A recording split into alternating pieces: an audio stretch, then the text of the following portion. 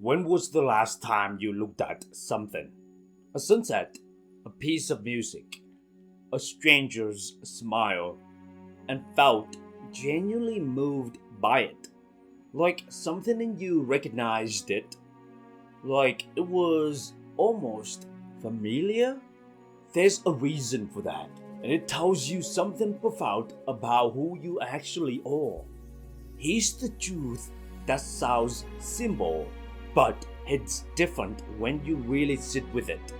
The beauty you see in anything is a reflection of the beauty already inside you. Think about that. When you look at the ocean and feel something open up in your chest, that's not the ocean doing something in you. That's the ocean calling something out of you.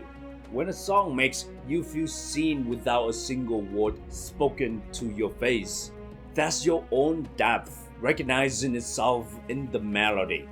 When you look at someone genuinely loving their life and feel inspired instead of envious, that's your own potential saying yes. That's possible for me too. You can't see what you don't already carry. The things that move you, the things that feel like magic, the things that make you stop mid-step. They're mirrors, every single one. They're showing you back to yourself. So the next time something takes your breath away, don't just marvel at it. Get curious about it. Ask yourself, what does this say about me? Now, here's where most people get stuck. They catch a glimpse of something beautiful, a version of themselves, a dream, a possibility, and then immediately they start calculating. How do I get there? What if it doesn't work? What if I try and it falls apart? And just like that, the magic disappears.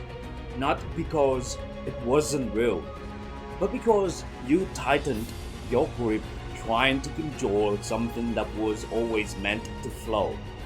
The magic happens when you stop worrying about how things will turn out. This is hard. I know it's hard. Because we've been conditioned to believe that if we're not controlling the outcome, we're being reckless. That if we're not planning every step, we're not serious. But there's a difference between intention and obsession.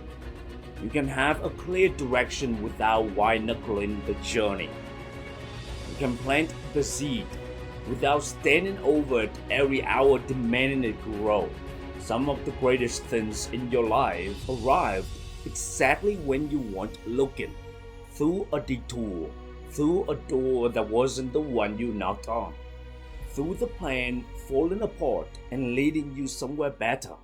Trust the process, not blindly, but deeply. Because what's meant for you doesn't evaporate when you exhale. Now, I want to talk about the thing that makes all of this possible. Because you can understand the beauty within you and still lose yourself to someone else's opinion. You can let go of outcomes and still spiral when someone leaves, when something ends, when the room shifts. Unless you're rooted. Be so rooted in yourself that nobody's presence or absence can disturb your peace.